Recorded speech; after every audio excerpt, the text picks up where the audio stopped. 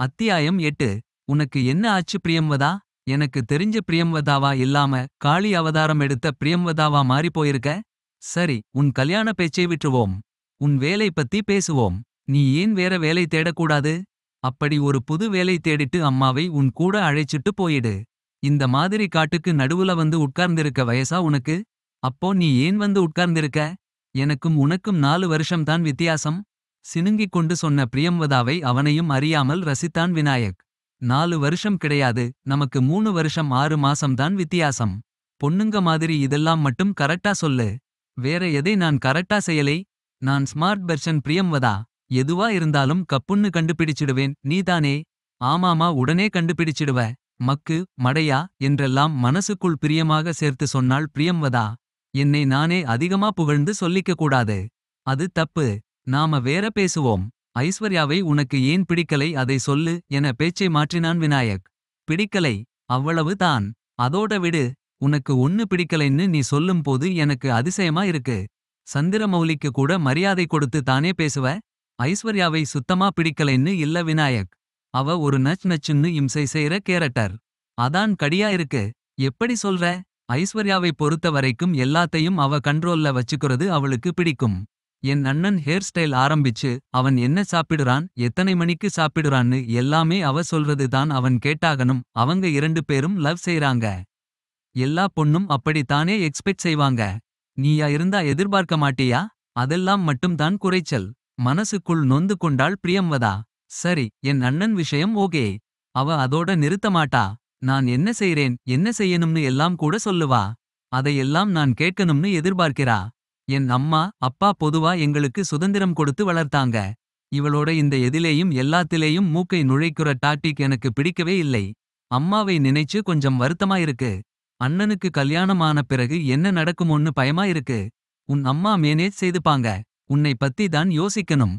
சீரியஸாவே உன் கல்யாணம் பத்தி யோசி பிரியம்வதா. கல்யாணத்துக்கு அப்புறம் உன் அண்ணா மாறி போயிட நிறைய வாய்ப்பு இருக்கு. உனக்கா யாராவது வேணும். அதான் உனக்கு நல்லது. யாராவது ஏன்? அதான் நீ இருக்கியே. இல்லையா? பைத்தியம் மாதிரி பேசுற. நான் எந்த அர்த்தத்துல சொல்றேன், நீ எந்த அர்த்தத்துல சொல்ற? நான் உனக்கு எப்போவும் சப்போர்ட் செய்வேன். ஆனால் அது வேற. நான் சொல்றது கல்யாணம் செய்து அந்த உரிமை கூட வர சப்போர்ட். நான் பைத்தியம் மாதிரி பேசலை. நீ தான் எதையும் புரிஞ்சிக்காம. பிரியம்வதா பேச்சை பாதியில் நிறுத்தும் விதத்தில் யாரோ கதவை தட்டும் சத்தம் கேட்டது. விநாயக் பெயருக்கு சாத்தி வைத்திருந்த வாசல் கதவை திறந்தான். அங்கே போலீஸ் இன்ஸ்பெக்டர் நின்றிருந்தான். ஹலோ, நான் இன்ஸ்பெக்டர் தென்றல்வாணன். இங்கே விநாயக்ன்றது யாரு? நான் தான் இன்ஸ்பெக்டர் விநாயக். என்ன விஷயமா வந்திருக்கீங்க என விசாரித்தான் விநாயக். பிரியம்வதா குழப்பம் அப்பிய மனதுடன் விநாயக்கை ஒட்டி வந்து நின்றாள். தென்றல்வாணன் தான் கேள்விப்பட்ட மொத்த விவரங்களையும் சொல்லி விட்டு விநாயக்கை கூர்ந்து கவனித்தான். Shooting drone. விநாயக் யோசனையுடன் நெற்றியை தேய்த்து கொண்டான். எதுக்கு விநாயக்கிட்ட இதை பத்தி கேட்கிறீங்க இன்ஸ்பெக்டர்? பிரியம்வதாவின் அந்த கேள்வியில் ஆர்வத்தை விட கோபம் அதிகமாக இருந்தது. விநாயக் யோசிப்பதை விட்டு பிரியம்வதாவை ஆவலுடன் கவனித்தான். எப்போதுமே அவனுக்கு சப்போர்ட் செய்ய ஒருத்தரும் இருந்ததில்லை. பிரியம்வதா அவன் மேலே காட்டும் அக்கறையும் அன்பும் அவனை ஸ்பெஷலாக உணர வைத்தது. அவனுக்காக பேச ஒரே ஒரு ஜீவன் இந்த உலகத்தில் இருக்கிறதே. அவனுக்கு மகிழ்ச்சியாக இருந்தது. எனக்கு தெரிஞ்சவங்க ஒருத்தங்க இவரை பத்தி சொன்னாங்க. இவர் சயின்டிஸ்ட், இவருக்கு இதை பத்தி விவரங்கள் தெரிஞ்சிருக்கலாம்னு சஜஸ்ட் செய்தாங்க.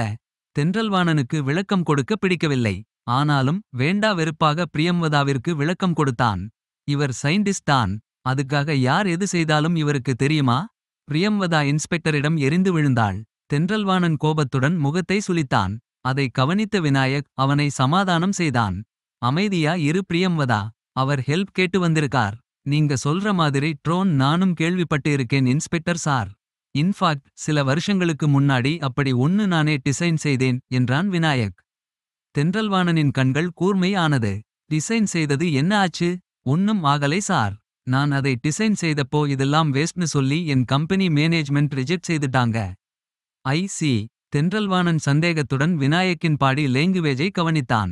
பொய் சொல்வதற்கான அறிகுறி எதுவும் அதில் தெரியவில்லை. இன்ஸ்பெக்டர். ஆச்சரியம் கலந்து ஒலித்த குரல் தென்றல்வாணனையும் மற்ற 2 பேரையும் திரும்பி பார்க்க வைத்தது. கலைவாணி வேகமாக வந்து கொண்டிருந்தாள். வாக்கிங் போகலாம்னு வந்தேன். உங்க ஜீப் நிக்கிறதை பார்த்தேன். வீட்டுக்கு வாங்க சார். கலைவாணி தென்றல்வாணனை உறவினனைப் போல உபசரித்தாள்.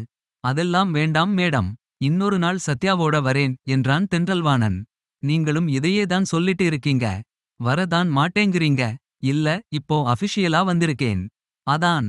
தென்றல்வாணன் குறிப்பாக விநாயக்கை பார்த்தான். விநாயக் அதை கவனித்தாலும் கவலைப்படவில்லை. பிரியம்வதாவிற்கு தான் கோபம் பொங்கியது. இங்கே பாருங்க இன்ஸ்பெக்டர் சார். நீங்க யாரா இருந்தாலும் சரி. சும்மா எல்லாம் விநாயக்கை வந்து தொல்லை செய்யாதீங்க. அவர் ரொம்ப பிஸி. உடம்பு வேற சரியில்லை. பிரியம்வதா பொரிந்து தள்ளினாள். அவள் பேசிய விதம் கலைவாணிக்கே அதிசயமாக இருந்தது. நீங்க வாங்க விநாயக். உங்க சைபோர்க் அசெம்பிள் செய்து முடிக்கணும். பிரியம்வதா விநாயக்கின் கையை பிடித்து இழுத்தாள். வேறு வழி இல்லாமல் அவளுடன் நடந்த விநாயக் இன்ஸ்பெக்டரையும் கலைவாணியையும் பார்த்து ஒரு ஸ்மைல் செய்து விடை பெற்றே சென்றான். என்ன ஆச்சு இவளுக்கு? கலைவாணி குழப்பத்துடன் யோசித்தாள். யாரு மேடம் இந்த பொண்ணு?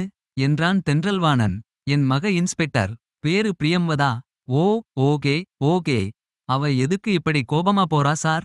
தென்றல்வாணன் அவன் அங்கே வந்த காரணத்தையும் விநாயக்கிடம் பேசியது பற்றியும் சுருக்கமாக கலைவாணியிடம் சொன்னான்.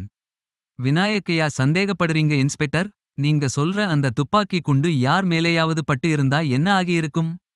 கலைவாணியின் கேள்வியில் பயமும் கலந்திருந்தது. உடனே உயிர் போயிருக்கும். அதான் மேடம், இது சீக்கிரமா கண்டுபிடிக்க வேண்டிய கேஸா இருக்கு. கலைவாணி தென்றல்வாணன் சொன்னதை புரிந்து கொண்டேன் என்பதாக தலையை ஆட்டினாள். ஆனால் சட்டென்று அவளின் முகமும் தெளிவானது. இன்ஸ்பெக்டரை பார்த்து இப்போது மறுப்பதாக தலை அசைத்தாள்.